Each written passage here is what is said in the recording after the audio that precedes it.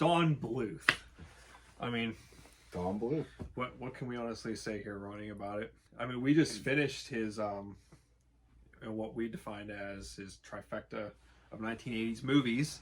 Yes, being Secret of Nimh, An American Tale, and The Land Before Time. The Land Before Time. Yep. The Land Before Time. That's definitely his greatest film of all time. We also talked about like All Dogs Go to Heaven. Yes, that's an honorable mention that we have to bring up because for me, like Secret of Nimh is amazing, but for me that's actually my least favorite from the 80s. I would put All Dogs Go to I would actually probably go An American Tale, All Dogs Go to Heaven, and then The Land Before Time. But I can see why you would include Secret of Nimh for your trifecta for sure. Secret of Nimh's where it all began. Yeah. For Bluth as far as animated movies go on his own, because obviously the guy worked for Disney for quite a number of years, and it's interesting to see going from Secret of Nimh all the way to The Land Before Time, who all ends up getting on board with his movies with like An American Tale, Steven Spielberg. Then the next film, you don't just have Steven Spielberg and Don Bluth, you now have George Lucas. Right. And depending on like where you sit on with George Lucas, kind of how good he is. But I mean, the guy created Star Wars. And I'm a huge Star Wars fan, so. We were talking about it upstairs too before we even watched it. Like, they didn't really have a lot of major animated hits. No. I mean, there was Fox and the Hound, which I really enjoy. Great Mouse Detective. Yeah, I enjoy that. Oliver and Company, which The Land Before Time beat. Oliver and Company was good, but the thing is, I don't remember it that well. Through most of The Land Before Time, we talked because I didn't feel like I even needed to pay attention to it, because I've watched it so much, and it's such a great film that you can remember it in your head without even watching it. It is such a great movie. The story is very, very well crafted, even though there are some issues with it. You know, some things were out of sync in detail. It was basically because this movie had been graciously butchered away at. I mean, but for some reason, it worked out so well, even though it was butchered in the way that it was. I hope personally that there is an uncut version out there somewhere. Yeah, you brought that up a few times, that there was a whole 11 minutes cut from the film.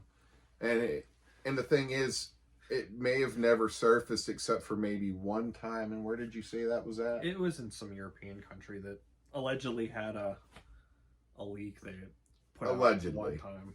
Yeah, allegedly. It's one of those rumor type of things. If you did have like videotape footage of that one airing on TV that they allegedly did, we're in the year 2021. And for as much hype as there is for finding that lost footage, you would think that it would have surfaced by now. Now, see, we know for sure that there's that missing, or not really missing footage. It was just deleted or cut from. Yeah. And we're just not sure where it landed. If it's gone forever, like they just or if maybe scrapped it in the maybe paper shredder. Has a copy, which would be cool. If somehow, some way that would eventually surface. Don Bluth, please release it if you have it. If you're watching this video, and it's my crazy God, if you are, holy. Yeah, it's crazy to think that he is still with us. He's up there in age. I believe he's a teacher now, you said. And thank goodness that he is. Hopefully, we eventually do get that next Bluth. Well, what was the movie? I thought they were going to make a live-action Dragon Slayer movie with Ryan Reynolds. It would be really, really nice to see Don Bluth like come back and make something as beautiful as these three films. And you know, speaking of Dragon Slayer, that is something we're gonna have to cover one of these days. now that you brought it up, and the fact that we were talking about Bluth. I mean, you can't talk about Bluth and not bring up Dragon's Lair. The keys are on the dragon's neck. Slay the dragon with my mighty sword. Yes, Daphne. As he says in a trance. One hand's on the controller, the other hand's well, something. But not something else I did notice about Bluth, as opposed to some other animators around the same time. A lot of animators, their animation seemed jerky in a way, but his flowed so smoothly. Like there was really no jerkiness to the movements or anything. It's like he had that artistry down. Don like Bluth definitely has a love for animation. Like he's a natural, honestly. Like I said, he worked for Disney, and he left Disney because he had felt that the company had become too concerned with the economics of doing movies, and they lost touch with their storytelling thing that Walt Disney was always so heavy. And it's funny that you say that, because we brought up Disney during An American Tale. Disney was in a dark age. Yeah. Well, with An American Tale, you Bluth brought up like with the one with Fievel singing singing the songs. My bad. That horrible. They used the same actor. They used the voice actor to sing it, which is something like Disney would have never done. Disney would have done that. Don't they do would it have now. No, they would have hired somebody, or they would have groomed somebody already to be doing something. They probably just let The Rock sing. The Rock is probably like the only one that they're probably like, well, it's Dwayne Johnson. Even when the thing is, I don't think that guy's ever taken singing a song seriously in his life. But it's not that he can't sing, because he can. Sing. He can definitely sing. It's just he likes to be goofy with it, and that's what's great. Well, it's The Rock. Yeah. He's kind of a... But otherwise, I think you're right. But like the big observation with Bluth was that he was holding on to like the Disney traditions and values back when Disney was not being what Disney was known for. You know? Right. He was carrying like the Disney banner, and at the same time flipping them off and outselling them in the box office. Yeah. And what's funny is, when you watch one of his films, even when he's not with Disney, it still looks and feels very Disney. But it's like a better version of Disney. I like Disney. I like a lot of their films, especially back in the 90s. They had some great films and stuff. Like we talked about, they sugarcoat a lot of stuff. Yes. You don't see, some of the darkest things I've really seen in Disney was Simba's father dying, Mufasa, falling into the stampede, getting trampled. That was dark for Disney at that time. They weren't doing so much of that. Like, if there was an orphan, they talked that the parents were dead. Like, you brought up Bambi, for instance. They don't actually show it happening. Like, no, they don't. It's implied. In The Land Before Time, though, we are right there. Oh, yeah, we watch her with die. Littlefoot and his mother having that conversation. She's slowly dying. The camera is panning out. It gets darker. We just see her tail twitch, and then there's silence, and it's like... And it's almost heart-wrenching. Holy shit. Yeah, it's almost heart-wrenching, too. Like, you feel that a little... emotional tug of war that Bluth puts you through. And imagine me... Absolutely fantastic. Imagine me back in the 80s seeing that as a child for the first time. That affects you as a kid. And that's the thing, like you even brought up. He likes to send kids on an emotional roller coaster in most of his films. Now, not so much Land Before Time. He felt that they were emotionally mature enough to accept what life gives them. And it's just the fact that he respected kids that much to give them... Yeah. Whereas Disney was like, oh, everything is sunshine and rainbows. Bluth was like, that isn't real life. What you're seeing right here, this is real life. You're going to have your ups and downs. It's going to flip-flop back and forth so much, it's going to make your head spin. And that's what he does with the movie. do not watch Don Bluth if you are not prepared to deal with If you're an emotional person, don't going watch it. through the emotionality that he puts his audience through. But I believe it's worth it. Absolutely. It feels more human. It does. To sit there and be able to put yourself into that kind of a story. Yeah. And go along the adventure, or the horrific adventure that he even puts some of his characters in through. Because we watched Nimh, and it's okay, but it has a lot of that back and forth. You get a lot of night scenes that everything is using shadows, and he almost makes it into like a horror film without actually being a horror film. Well, I mean, just look at the villains in those films. Cats. Like, Dragon was a terrifying cat. All of his cats are terrifying, but especially Dragon. Well, except for one, and he's my favorite. Yeah, Tiger, absolutely. Dom DeLuise, yes, voiced by the great Dom DeLuise, who also does a voice in Secret of Nimh, which it was Jeremy the Crow. Yes, Jeremy the Crow. Plain. Where did you hear this exactly? It was on TMZ the other night. That's an interesting. Are you serious? It was like Jeremy kidding, right? the Crow's girlfriend from The Secret of Nimh dies after being struck by an airline. I mean, obviously some satire fun right there. But I mean, he's available again, ladies.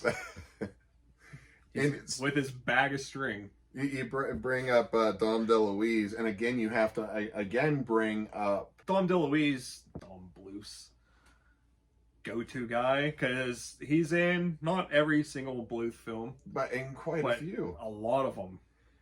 Dom DeLuise, and you can always pick out his character. His voice is so unmistakable. Like it's him. It's over the max. It's like Animaniacs. Yes. It's like you hear, like when you hear Rob Paulson do a character, it don't matter what character he's doing, it's Rob Paulson. And Dom DeLuise is exactly the same way. Any time he voices anything, it's Dom DeLuise. He's funny. Well, that was his first movie outside of Disney. So for it to be as good as it is for being his first film on his own, not discrediting anybody else that had something to do with the film, but he was no longer with big name Disney. Yeah, he was no longer under the shadow of... Yeah. He was on his own. Oh boy. Yeah, the mouse. You get back here, Dom. You know what he said? Nah. I'm gonna show you I can do this. And as you said, ended up beating them in the box office at least once or twice. So I mean, what was it? You said it was like Nirvana taking Michael Jackson off the charts. I mean, who the fuck would have thought? Right. That you would see some no-name Don guy. Bluth, who left Disney on quite sour grapes, kind of, really, if you think about it. Right. And went on to his own and was able to beat Disney, who at this point has been like a legendary and dominant in animation. Like the only other one that was really up there with them was Warner Brothers and Hanna-Barbera. Like those were like, that was the big three of the time. Disney had them though. Oh, Disney had them all beat, definitely. But that was the big three. And honestly, Don took them all on and won. Disney wins now. Well, they practically own everything. I wouldn't be surprised if we were owned by Disney and didn't know it. Yeah. Don't worry. Our lawyers are in talks with Disney execs right now. But I hear they want to buy Rontro Media for $5. So we might be seeing a check. So what are you going to do with your $250? With my $250? Holy crap. I'm going to be able to retire and go to the Caribbean seas and just sail away. Now we're just talking pipe dreams here. But no, like I was saying, Nimh was definitely a good starting point for him. It was a great imperfect movie, but it was his first alone, and it nailed everything that is in pretty much any Bluth film. It's just he only got better at telling it as time went on. He was good, and he got really good, and then he was like at his peak pinnacle, and then he got really bad. and it's a shame. Like, in my opinion, his pinnacle is The Land Before Time, and it was only the first one that he had anything to do with. I agree with. And then, okay, 2 and 3 were decent still. They weren't great. They weren't the first one, but they were decent. I 3, but more than 2, in my opinion. See, I liked the Land Before Time sequels as a child. Right, right. As a child, growing up throughout the mid to later half of the 90s and into the 2000s, I mean, that pretty much made for like my generation audience. So I liked them then. They're fun maybe to look at. The animation's very nice. Like it's not a problem with the animation. They're not Don Bluth, and I think that has a lot to do with it because. And the stories are so bland. They're so over contrived. Like, okay, the fourth one, Grandpa Longneck gets cancer, so they're dead, and you know his. I mean, that's kind of Bluth like his. Yeah, but if they would have killed him off, that would have been Bluth like. Yes, even true, in true. like the 13th movie, which I have not seen that one, and I'm not ever really planning on wanting to see that one. But from what I hear, it is absolutely the worst one. And from watching like clips of it online, from what I have seen, the opening starts out, Littlefoot's on this log. His grandma comes to save him. Littlefoot gets off to the side of the cliff at that point. His grandma plummets into the cliff. It's a vertical cliffside. She's hanging on like Spider-Man, and I'm like, you're trying to be Don Bluth, but what the hell are you doing? What are you doing? Commit. If you're gonna be Don Bluth, be Don Bluth. It's like, I'm half-ass Bluth. Movie. What the hell are you doing? Because you're not ever gonna be Don Bluth. Okay? Nobody will ever be Don You're Bluth. just not. You ruined his creation. They have beat it to death. Like, they've pretty much beaten this horse next to out of oblivion, but not enough to stop it. So they're going to continue to beat it for probably another, 20, 30 years. Well, they haven't made a movie in like 5 years here, Ron. See, here's what happened is from like 1994, every year they would release one movie. So it was okay. It's like something to look forward to as your kid. You know, you watch one movie. Which might have contributed to why they're sort of terrible, because they were made so But they went up to the 13th movie in 2007, stopped that, made a television show that ran on Cartoon Network. How did I miss that? One season. That's how I missed it. I probably wasn't paying attention to what was on TV at that time. And it had to have been bad. Got canceled, and then I would expect that. They waited until 2015. Well, what the heck came out in 2015 that revitalized people's interest in dinosaurs, Ron? Was that Jurassic World? Jurassic World, of course. So they had to So we have to make a cash grab into the dinosaur audience because Jurassic Park is coming back. So, of course, everybody wants to see The Land Before Time come back. That was a quick flash in the pan. No, we don't. Okay? We don't want to see you come after back. The 13th one. Like, that was a quick flash in the pan. Oh, dinosaurs are popular again. No, they're not. So they made a 14th Land Before Time, like, as if we needed a 14th movie. And who the freak knows? They might be currently out in California right now, Ronnie, writing a 15th movie. That's what I mean. Look how many years it was between 13 and 14. Right. It could happen again. Who the heck wanted to see that movie, though? Probably nobody. Because the people that grew up with the sequel movies and like the original one, they're getting too old. They don't want to see your kiddie fodder, which is what you turn The Land Before Time into. They forgot their original intended audience. It didn't grow with its original audience. They threw up like these wild colors and moving objects and sing-along songs for kids, but you know, I unfortunately have seen it. It's mediocre at best. And I was, like 22 when it came out? See, I was at Walmart the other day, actually, and was browsing through the movies, and I almost bought all 14 Land Before Time movies in a box set. Yeah, it's relatively cheap too, though, right? It wasn't too much. I think it was like maybe 20 or 30 bucks. I was gonna say it was 20 or 30 bucks. But I think what more can you really say about Bluth? He was Disney back when Disney was not being Disney. He's arguably, to me, he's my favorite animator of all time. People might disagree and say Walt Disney, and I can kind of see where you would say Walt Disney. So I just love, if you hand me one of his Trifecta movies, like you hand me one of these, let's say, okay, this is Cinderella, and this is The Secret of Nimh. Oh, I'm going for Nimh.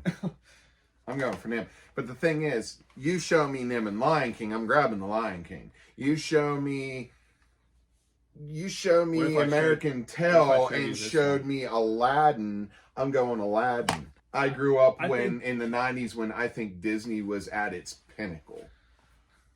Disney was at its height that it had not been at for a long time. Yeah. Basically, like, before Disney, Walt Disney passed away in 1966. Yeah. Like, they really... I honestly think he'd roll over in his grave if he knew half the crap they do. Well, they got his head down in Florida. I'm sure it just probably rolls around. Oh, I'm sure. It was cryogenic stasis. Or was it his head or his brain or something that I thought they had on, like, cryogenically frozen? Probably his head, which is why I think Futurama makes fun of that so often. So I think it was like his entire head, but it could have been just his brain. I think it was his head attached to this like machine that rolled around. I don't know, but why haven't we really talked much about that? That one really stands out though a lot. We talked about it just in the singing aspect, because it has the most amount of sing-along songs in it. Yes, it's a very, very musical Bluth film. Not saying that he hasn't done musical kind of movies before or since then, because that one had the most, but for sure. And it was the only Bluth movie, in my opinion, to actually get a decent sequel, and he was not a part of it. Because I liked Fievel Goes West. I really enjoyed that one. It was a great film. But you show me any Land Before Times other than the first one, and it's like, yeah, this is just not nearly as good. But in my opinion, I feel that Fievel Goes West is maybe about or just as good. Done it right.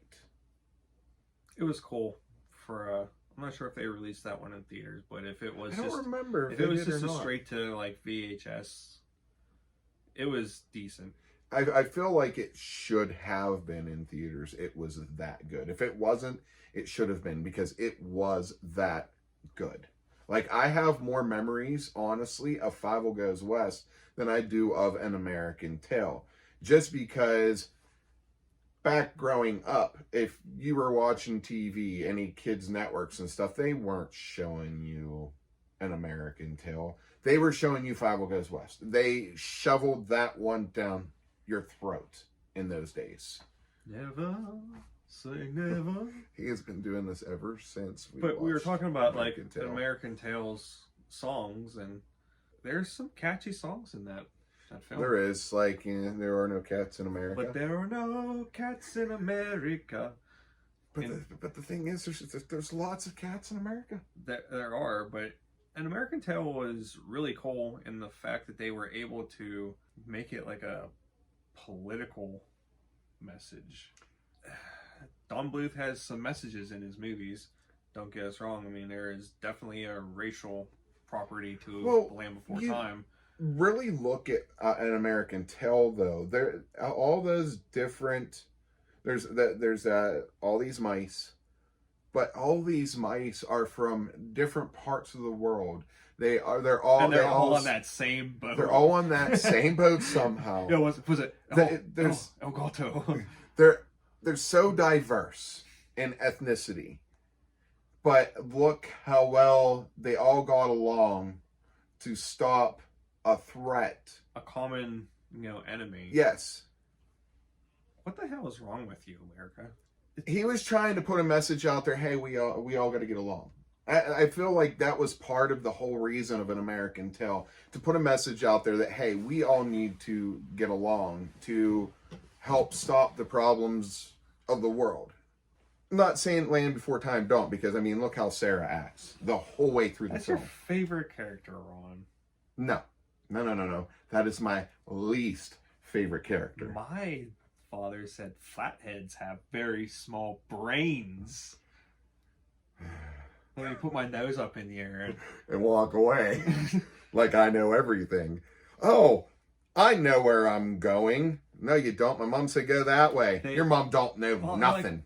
Oh, no, I went the wrong way. As we said, but there should have been some sort of scene where Sarah admits that she was wrong. Because you can't have a prideful character go on this character arc where they learn the lesson without having to admit that their pride was what caused a lot of anguish.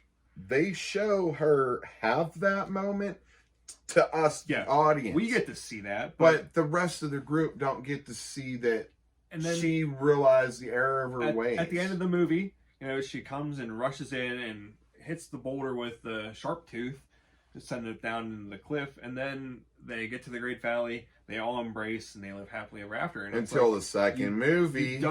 You don't get to see Sarah have her character arc, or she doesn't necessarily even complete it. And that's what upsets me about the sequels, because if she does, the rest of them just are like, oh, hey, you were a prick to us the entire film. Okay. Upsets me about them. It's like she never learned that lesson.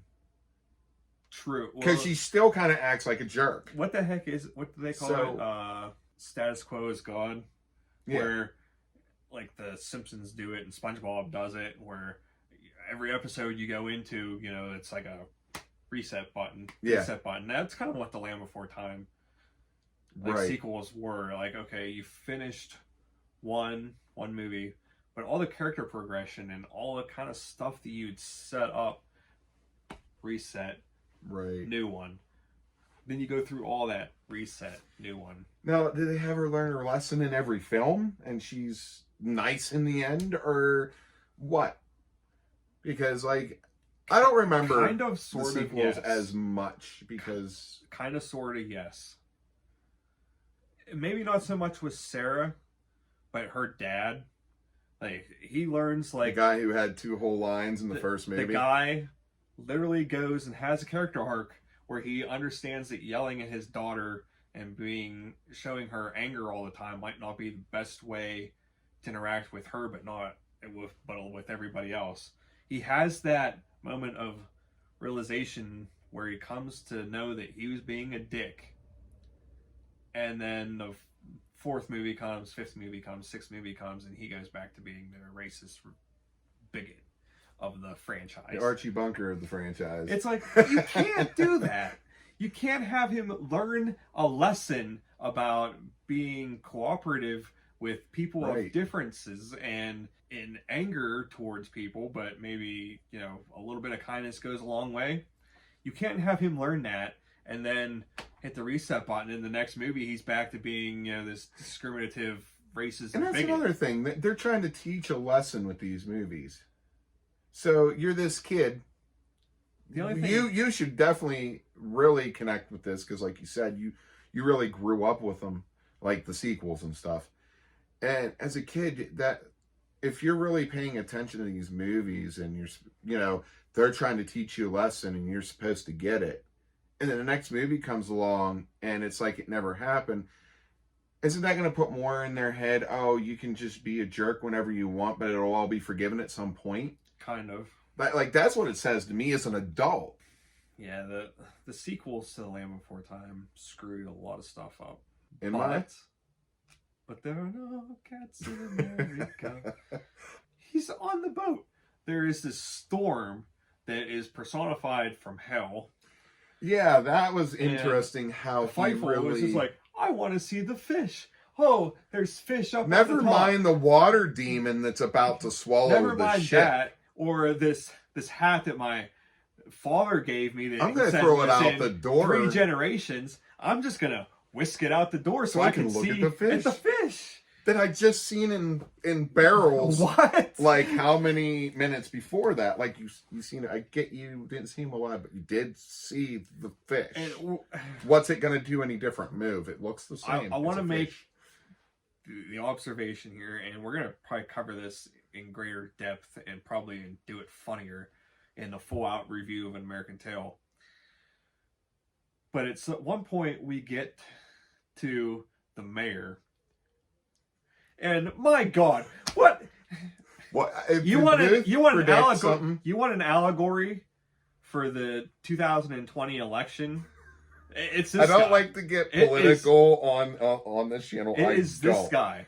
But that scene just like really nailed that home. They always like claim that Simpsons predicted this and Simpsons predicted that. Don Bluth predicted the 2020 election. You seriously have not. If you have not seen An American Tail, he kind of predicted COVID too, if you think about it, because maybe that Secret of maybe Nimh. that mouse actually did die of COVID, and then there he is lying dead on the table, and he never got to vote. So I'll just put him in my ghost vote book here, and he'll vote from now on. He'll vote from now on. Like what? Poor lad, so young. Never had a chance to vote. Well, he'll vote from now on. I'll see to that. And that's the thing that just goes to prove that that's been an issue even since the 80s. It's the 2020 election. He made that film in the 80s. What was it, 86 for An American Tail? Yeah. 86. Well, it was probably in production for a couple years before that. So that just goes to show that it's seriously been an issue even since the 80s. Like I said, I don't like to get political on here, but you can't help it when literally it was shoved in your face in An American This was Tail. I don't know, and it was relative history too, because we're only sitting in February of 2021, so this was like 3 or 4 months ago we had to deal with all this crap. Yeah. And then you put it in the aspect of it was almost 40 years ago that film was made. And you sit and watch this film, and then that kind of thing happens, and you're like, wow.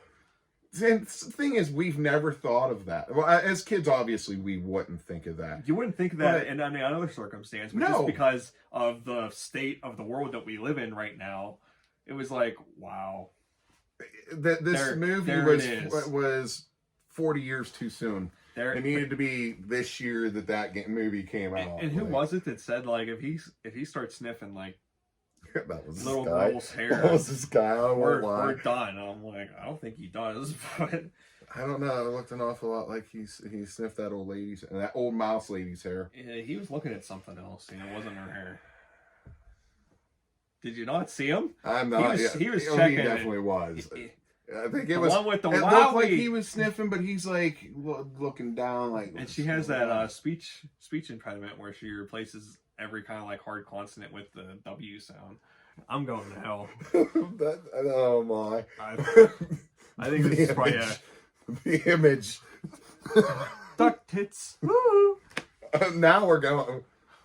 Now we're going into Howard the Duck. Let Daddy finish off this review. I'm George Lucas. I'm gonna go and make another Star Wars movie. We're gonna have it all about tax exemptions and trade federations. Not the Galactic Federation. Let's get that straight. We're gonna have this, apparently one of those now. This frog amphibian thing. He's gonna be the key to all of it, and we're gonna call him Jar Jar, and we're gonna have him in the remainder of all of the movies. He's gonna be the key to it all. How rude! And he just starts like. But I better never do that again. Don't ever let me do a Jar Jar voice ever again. But that was our thoughts on Don Bluth's '80s movies. He was good. He was real good in those days. He was really, really top notch. That was Animation, definitely his peak. He took you on a roller coaster ride that not everybody was going to take you on, because he believed that kids could handle anything so long as you put a happy ending onto it. Right. And sometimes in his movies, I mean, he drug you in. You were going here and there, and he took your heart and kind of wrung it out every direction, and then like sprung like a happy ending. Like literally, like it could be like 30 seconds left in the movie. Happy ending, wraps it up in a nice, clean kind of bow, and and then it just leaves you like, what the heck did we watch? Like, what happened here?